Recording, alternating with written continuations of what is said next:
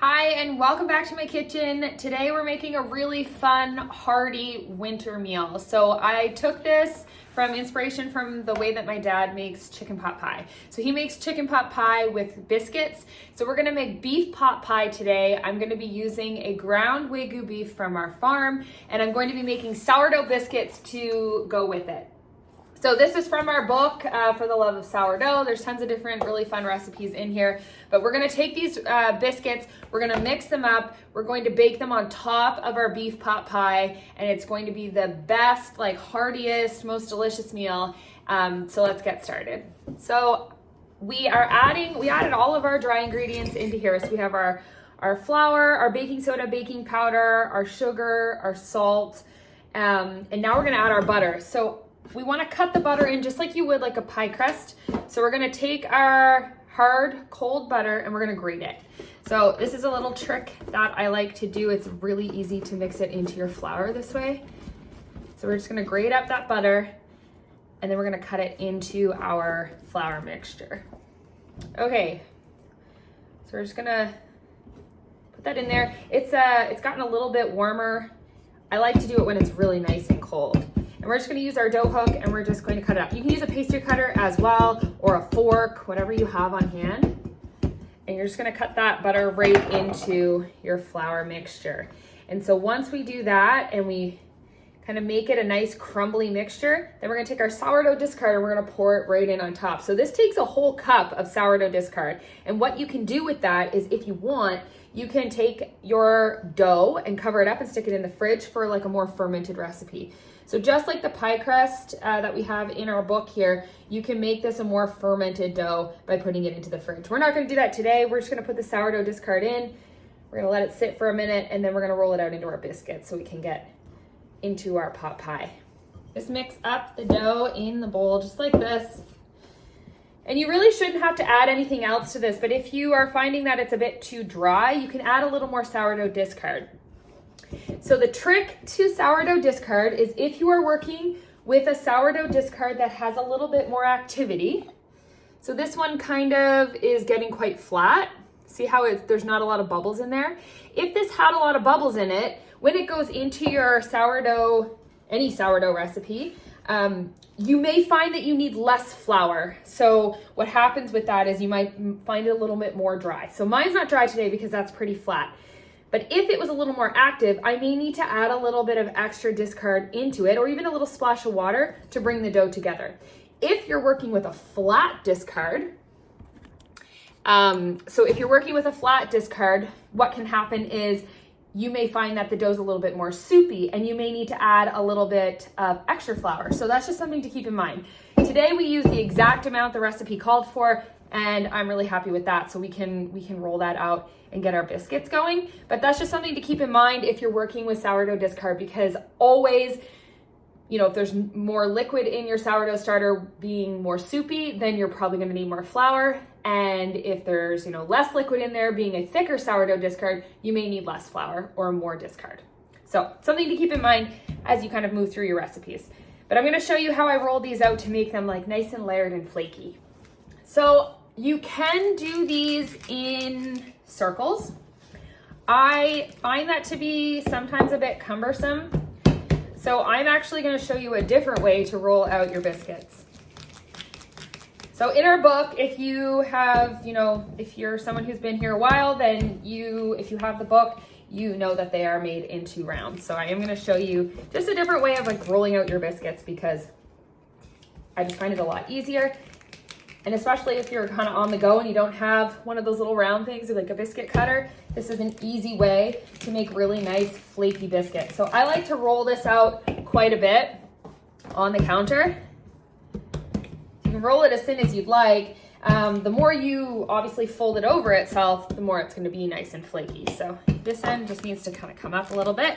You just want to make sure that the ends are relatively even.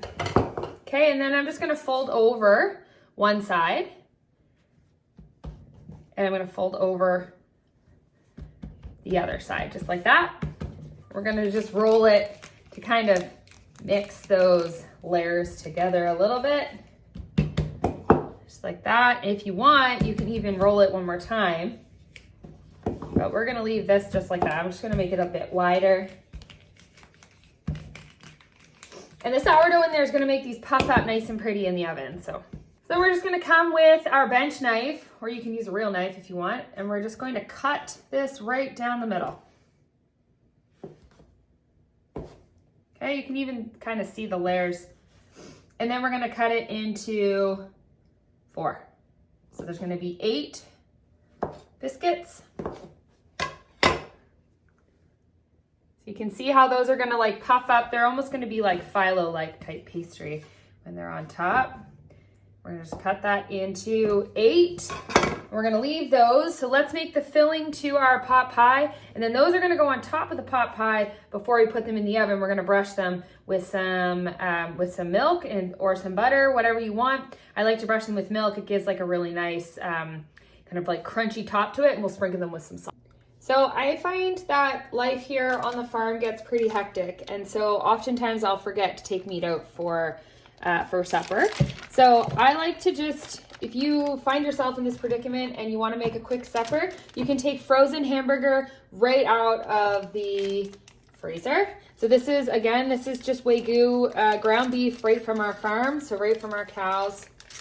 And I'm just going to put that right in the pan. So I put it in cold water so it's defrosted enough that I could get it out of the bag, but it's pretty frozen. So I'm just going to take some water and I'm going to pour it on top of the ground beef, because otherwise it will really burn as it sticks to the bottom of the pan. And so I'm going to let that, every time that evaporates off or cooks off, I'm going to pour more water on until this is thawed out and starting to cook completely. So I'm going to pour that water on, I'm going to let that start to cook, and I'll show you what I do every time it cooks a little bit. And so maybe this is something that everybody knows, but I know that we've had people here that thought it was crazy that I cook a lot of my ground beef right from frozen. So I'm going to show you how I do that. So you can see it's starting to cook a bit on one side. It, again, is still quite frozen. So that's why you need the water, because you'll see it'll start to brown on the top. So I just peel that off the beef. And I just basically keep doing that until all of it is defrosted and starting to cook. And this is a very safe way to cook your beef.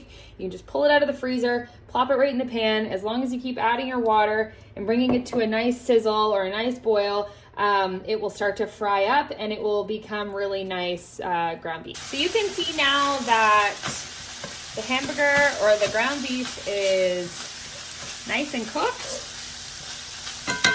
I like these things as well. I like mashing it up with this. So now we're gonna go ahead and add our onions and garlic and carrots. And we're gonna let that all cook up. So I do about 2 carrots and a medium-sized onion. If you really like onions and carrots, you can do more. But this seems to be a good ratio for 2 pounds of ground beef, in my opinion. So I'm just gonna leave that to sit. You can add a little bit more liquid just until the ground beef is fully cooked, and then we're gonna add all the extra ingredients in there with it. So we're gonna do a tablespoon of soy sauce and a tablespoon of, I can't pronounce, Worcestershire sauce. So we're gonna do that. You can actually do 2 tablespoons of soy sauce or 2 of this if you'd like, but I like 1 of each. Okay, and then we're just gonna kind of mix that in. And then we'll just do 2 to 3 tablespoons of tomato paste. I really like the tomato paste in this recipe. I really like the flavor of it, so I tend to go a little heavy on it. I do closer to 3. We're gonna just mix that around. We want it to be nice and thick, so we're gonna take some flour and sprinkle it on top. You can use, this is just a stone ground flour. But you can kind of use whatever flour you'd like. I really like kamut on this as well. Kamut is one of my favorites to do in like a thicker type of recipe like this. And then we're gonna add in our beef broth.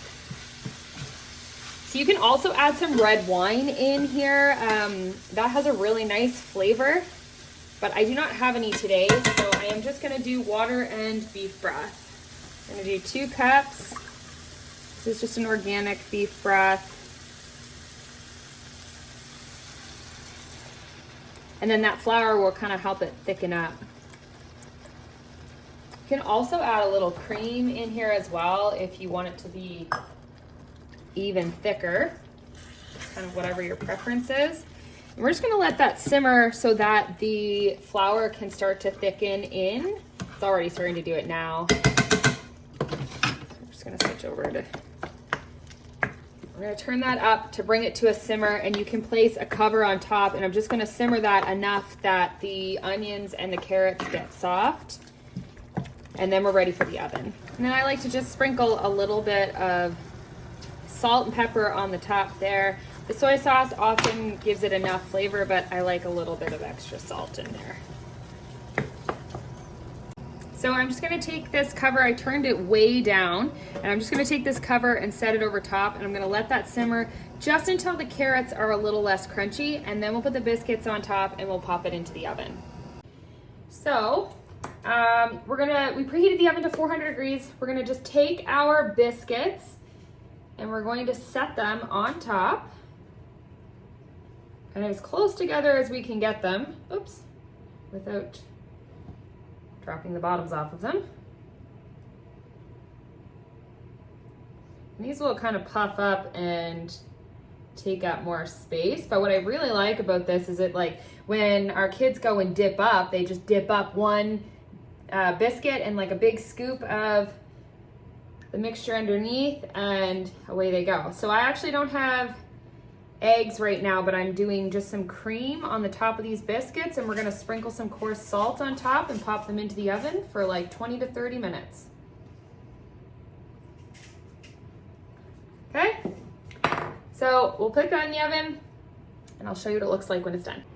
Okay, so here it is out of the oven. You can see those really awesome layers in the biscuits. They're nice and flaky. And then we have our thick beef mixture underneath and the flaky biscuit on top. So I'm gonna let that cool before we dive into it, but this is a really fun recipe. The family loves it. It's kind of